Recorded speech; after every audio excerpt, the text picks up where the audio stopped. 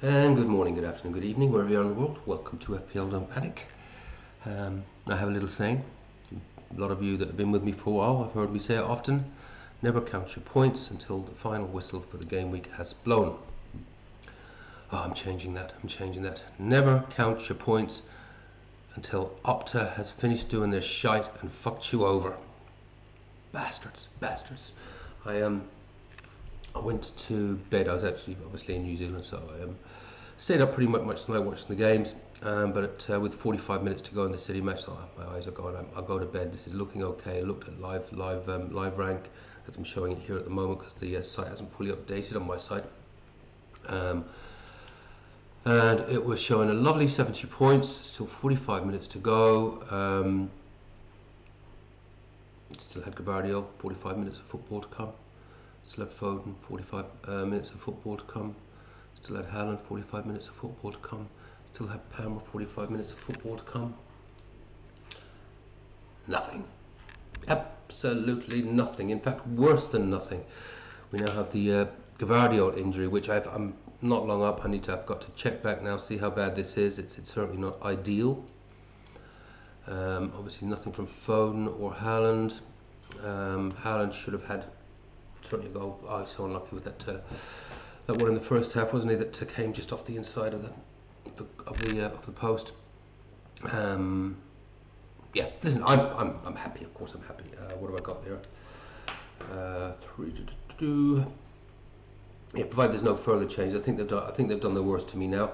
Yeah, of course, what did I lose as well? I lost. I'm pretty sure, just looking at that, I must have lost the Bruno G Defcon.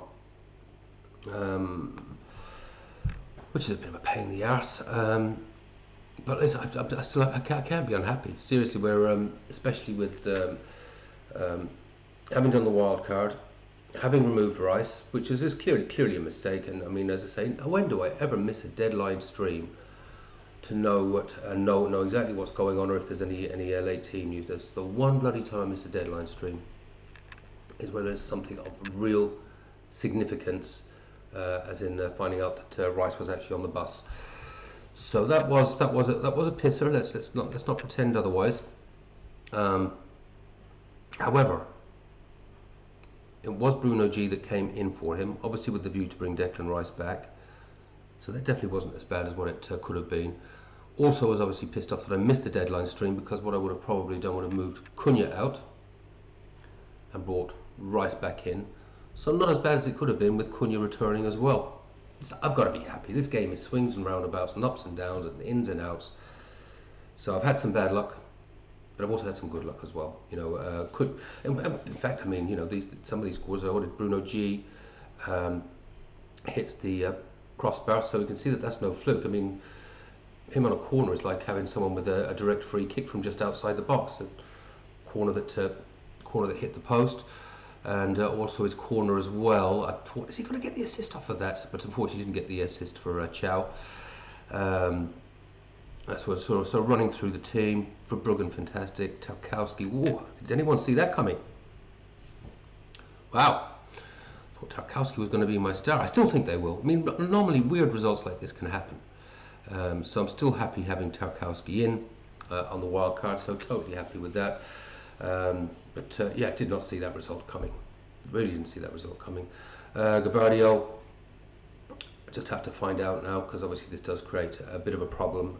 I had 100% decided once I'd gone to bed, even whatever happened, that I was going to roll. Still might. Don't know yet. We'll talk about that in a second. Foden proving a little bit of a disappointment, but certainly going nowhere for now. As is always the case in these crowded fixture congestion, you know, there's other fires potentially to put out, so we need to just stamp them out one at a time, and then we can sort of think about where there's areas of the team that can be strengthened or changed, etc. Saka, yeah, great. He just came off the bench, got 4 points, fantastic. Bruno, absolutely magnificent, and possibly could have had more. So very happy with that. Clearly. Bruno G said he's a flat track. He loves those home fixtures. Loves those home fixtures against easier opposition, and there's still 2 great fixtures to come. So you know, until I do get Rice back in, which is probably going to be in a couple of game weeks, yeah, feeling fairly good about that at the moment, that he could at least match him or not be too far behind him. So we'll see how that pans out. Just a bit of a bugger about that bloody DEFCON. That really, never mind. Yeah, and Haaland, I mean, it is a bit of a worry. We'll talk more to that in a minute. It's been, you know, what's that, 3 blanks in a row now? We'll talk to that. Let's run through the numbers anyways. Sorry, just quickly on the bench, nothing to report. Oh, John injury, so another issue there. You know, it's just going to change the lineup for the coming game week. Alderete, just the 1 point, but I've got no problem with that. Have to play him if I do decide to roll. Again, we'll talk to that in a second. And yeah, nothing else to report there with that. Barnes and Obi. Let's just run through this as it is in the spreadsheet, as you can see just below me there. So as it says, you can see, I'm not sure because I'm not looking at the live screen. The graph above me there somewhere. Yeah, nice to see that little curve starting to go upwards again. You know, with 2 green arrows in a row. Haven't updated the other parts of the spreadsheet yet because just waiting for updates on the site so we can see how the averages have been affected. Certainly my averages will have gone up by about half a point, I'd estimate. Having a quick glance around, I suspect that averages elsewhere have probably come down by about a quarter of a point, like the 500k average and the number one's average, but I'll do that in a final wash up when I do the Bishop Brennan Cup.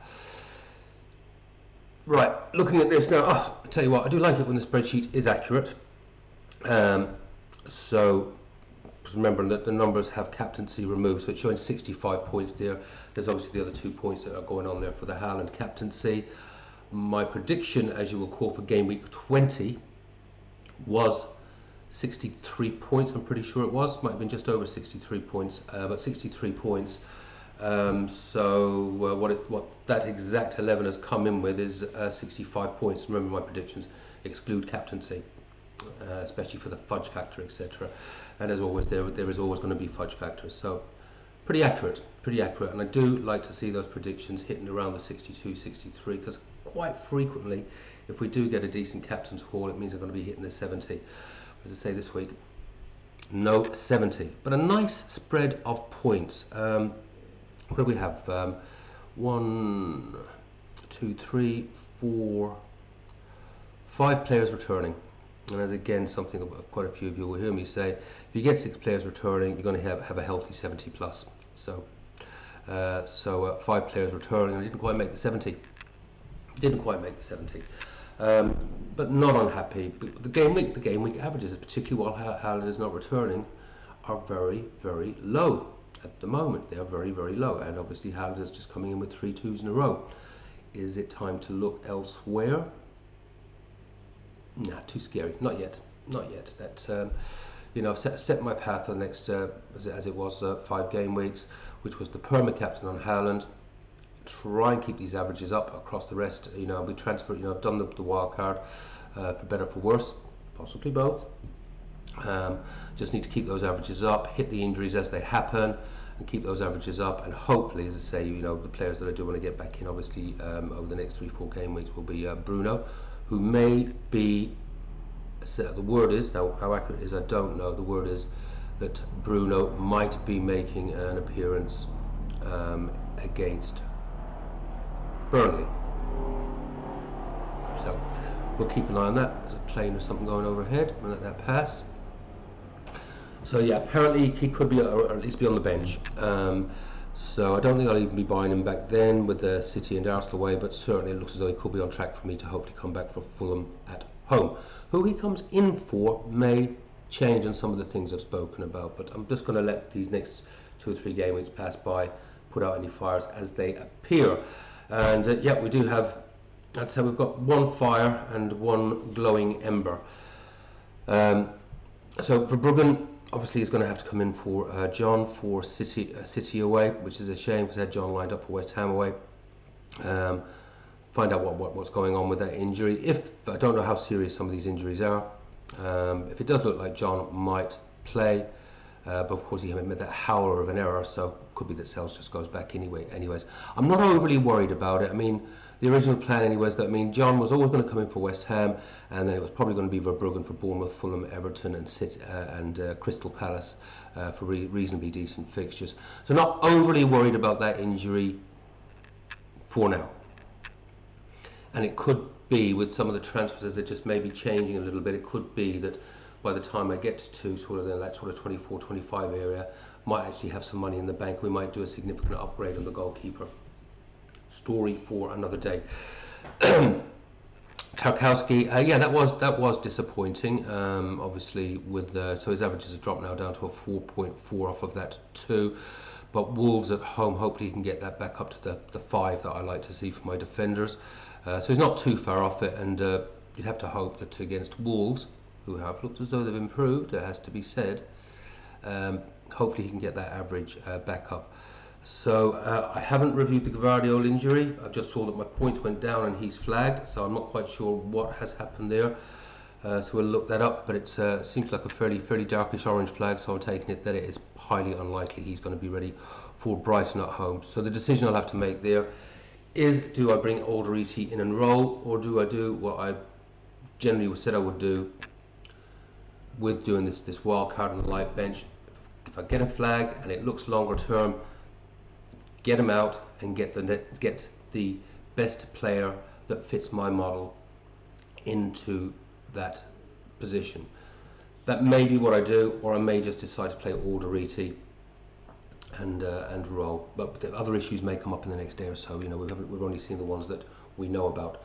So I certainly won't be doing anything until right on deadline. But I will put some thought into, if I did take out Gvardiol, where would I go? And right now I do not have a clue, and it will depend on what the prognosis is. If it just looks like it's a couple of game weeks, I'll absolutely hold Gvardiol. I was very excited about bringing him in on the wild card instead of O'Reilly. So that is a little disappointing. But this is the game. This is the game. This is the shite that happens. Gabriel clearly happy there. He took out the Arsenal clean sheet single-handedly, because a lot of people on the double up, and then went up and got the other end of the pitch and got a goal for the 9-pointer. On paper, you'd say Liverpool at home is a difficult fixture, but is it? Anything could happen in that game. Liverpool could really try and, I don't know, just really try and get something out of the season by going there and giving it absolutely 100%, or the other side could happen, because I think it'll be a bit of an open game, and that kind of suits me fine. I don't mind to a degree Arsenal losing that double clean sheet, although I think quite a few will be getting out of it now, so I don't think the Arsenal double clean sheet will do as much damage as it would normally do. So it'll be interesting to see the sales patterns this week, but I think it's going to be a fairly open game with goals in it, and Liverpool have one of the worst defences in Europe for conceding goals from set pieces. There's 3 of them. There's Liverpool, Man United one. Anyway, there's 3 teams, and Liverpool's actually one of them this season. Chow, so happy. Yeah, Chow. You know, it's it's one of the ones I retained. You know, some of my players. You know, it's a couple of the wildcard guys have done nice returns, like as in Bruno G. And Bruno G. Where's my brain gone? Bruno G. Yeah, and Gabriel. Yeah, of course, you know, really good returns out of those. But yeah, no, Chow, one of the old boys, I retained him. I liked the Newcastle fixtures. So that 17-pointer, absolutely lovely. And you know, Burnley up next. Sorry, no, Leeds up next. So hopefully he can do something else. But yeah, that was great. That was definitely a jump out of the seat moment when that gone in, and just for a moment I thought I had a Bruno G assist off of it as well, which had been, never mind. But no, absolutely take that. That gets his averages up to above the 5 as well, although we have to take that 17 as a bit of an anomaly. So it's an anomaly. He's not going to do that every week, but if you can follow that up with a clean sheet next week, that would be very, very nice indeed. Cunha,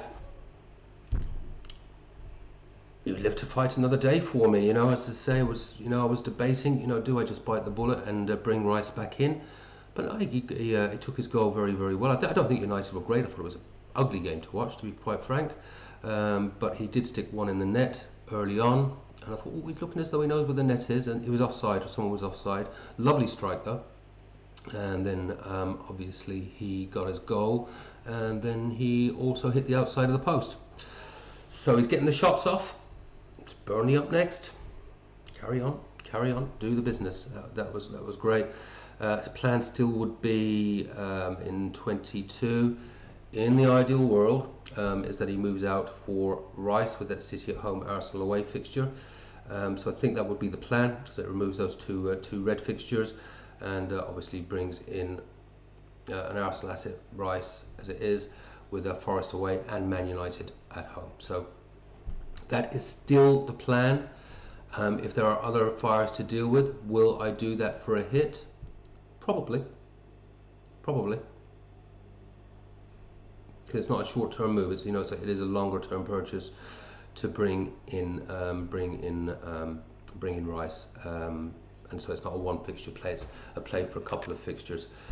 So yeah, so that's where that's at. But we'll see. So much can happen. As I say, I got to the last 45 with, apart from John, clean bill of health. It was all looking good, and then obviously when I went to bed and got up 4 or 5 hours later, a few things had turned to the proverbial custard.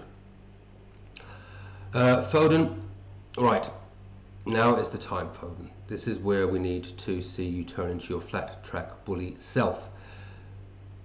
With Brighton home, Man United away, Wolves at home, Tottenham away. One of the things with this team, and has obviously gone with this 4-5-1 as a sort of, I've spoken, I'm not going to bore you with the whole strategy thing again. I've spoken about a lot of this shit before. I just feel within that 4-5-1, it's increasing your averages, particularly with the things like DEFCON and the extra points now for, the extra points for defenders, for DEFCON, obviously extra points for midfielders, and midfielders and defenders for when they get a goal, etc. It just increases your averages, in my opinion, and my numbers that I've been doing since about game week 9. I need to move that. We need to do this. Increases your chances of catching some of those hauls. Now, what's a good example of that? Thiago got a hat-trick.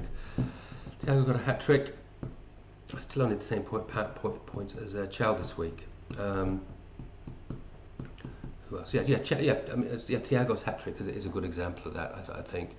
And how often is and trying to catch the striker, that's going to catch that. Bowen, not Bowen, who else? There was a few. I looked at some of the strikers that scored goals this week, and the points haul looks almost disappointing, even if you do catch that striker that gets the goal or two. Compared to when a midfielder or a defender is even better, just get that goal with a bit of DEFCON, clean. It's just increases your average chances of having multiple hauls across your team. Now, that's happened for me this week. Will it happen next week? God only knows. We cannot predict this thing.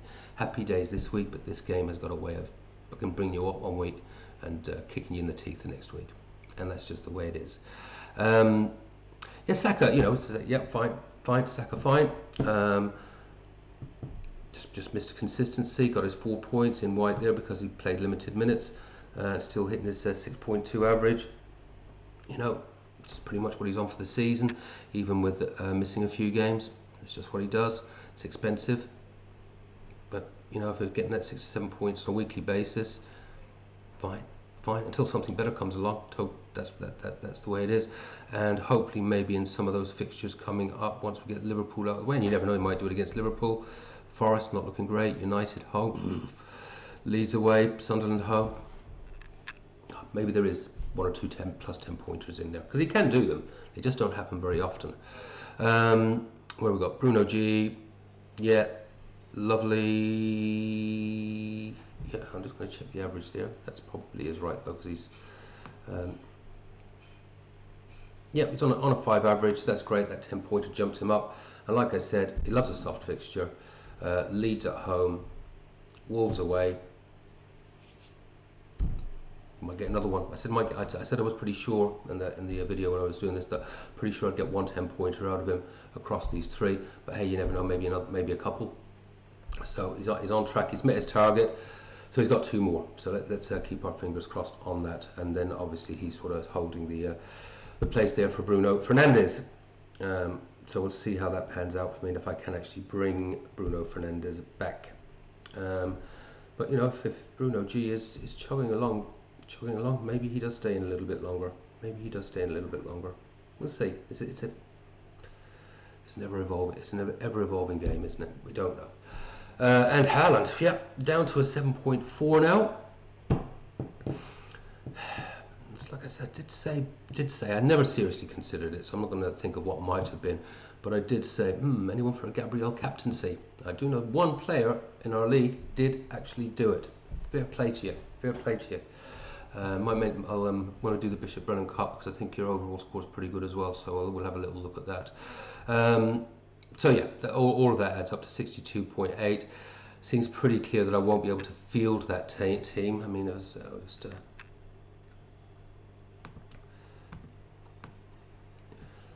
yeah, I mean that's roughly what it would look like, but clearly that is, well, I'm pretty sure, unless there's a Gvardiol miracle, we won't be going with that. So my decisions basically are going to be, do I bring in Alderete, who's not showing a bad average, but it's not, yeah, do I bring in Alderete away to Brentford, who are looking pretty good,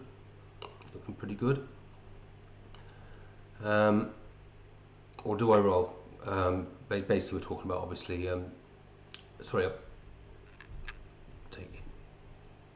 benching Gvardiol, and it does look as though it'd have to be benched, and bringing in Alderete. Not a huge amount of difference between the Gvardiol and Alderete numbers, so I wouldn't change the forecast for game week 21, which I've currently got at 62.8. I wouldn't change it too much. As I say, I'd like to keep it above that 62 threshold if I can. And then we hope for the captaincy return, so I wouldn't alter that too much. No decisions are going to be made. I'm not going to make a decision on that. I will look at the options, because obviously if I don't make a change, it means that I am extremely light on the bench. In fact, there is no bench, and there will absolutely, without a shadow of a doubt, there will be a there'll be a rotation somewhere. Again, I keep saying it. I have a feeling it'll be Foden. He wasn't looking great. I thought he wasn't looking brilliant. Had moments, absolutely had moments. He got a few strikes off. Of course he did. Who else would I be worried about being benched? I think Saka should be fine. Bruno G will be fine. I'm pretty sure he'll be fine. Cunha I thought looked tired. That was a couple of times in the second half of the last 20 minutes where he was struggling to make the runs back, or the runs forwards, to be fair. He worked his arse off, to be fair. I said he had to pull his finger out, and he pulled his finger out, he did. But he was absolutely shattered with about 20 minutes to go. But I don't think they will be able to rest him, so I'm not too worried there. Chow, I think, will be fine. Gabriel, he'll be fine. Tarkowski will be fine. Yeah, I'd say I've just got the one rest risk. I'm not, when you've got a, because this is like a team, where anyone could haul at any given time. Not overly worried if once or twice I end up playing with 10, but it's not ideal. I think I'm waiting on news. I think that is what we need to do. If we get any reasonable indication that Gvardiol is only out for the short term, I'll absolutely roll and bring in Alderete. If I do get an indication that Gvardiol's out for anything over two games, like is in 3 or 4 or more, don't know, need to look at it, I will most likely do the transfer. Is this my policy, for right or for wrong? Flagged, you're out. It's a fairly aggressive policy. Don't care. Yep, out. Bring in the next best option in that position and keep the best 11 I can possibly have out there in the ideal world, all with that whole potential. That's kind of it. That's kind of it for now. So I will be back. I'm going to wait. I was going to try and do the Bishop Brennan Cup, and this was originally just going to be a video. Yeah, that's the team. I'm rolling unless there's any injuries, and it was just going to be that and do the Bishop Brennan Cup. But because of the Gvardiol injury, I will come back with a final decision pre-deadline, and we'll do a Bishop Brennan Cup. Haven't sort of really had a proper browse through, but there are a few very good scores in there. I haven't quite worked it out yet. I've got to wait for the site to update, but we might have 1 or 2 in the top 5,000. I think we might have 3 in the top 10,000. Really pleased about that. There's a couple of movers and shakers on page 2. One significant one who's made it all the way back to page 1, and one on page 2 that has actually come in with the absolute wet seal. So we'll have a look at that tomorrow, because we're very close to deadline. It's mental, isn't it? I mean, let me just check that.